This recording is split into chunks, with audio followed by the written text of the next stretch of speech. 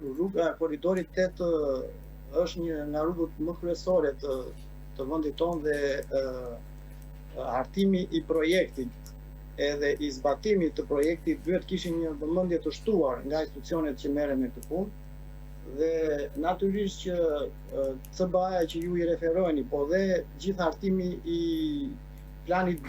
studimi topografik, studimi gjeografik, studimi topografik, studimi gjeologjik, studimi fizibilitetit, janë disa faza të projektit të cilat natyrisht që janë kryer, por duhet të vlerësohen se si janë kryer dhe a janë zbatuar. Ajo që është më e rëndësishme është edhe metodologjia e zbatimit të punimeve të cilat përcaktohen që në fazën e projektimit të rrugëve. Duhen vlerësuar nëse janë kryer këto faza të projektit dhe si janë kryer që mund të nxjerrim një vlerësim të saktë për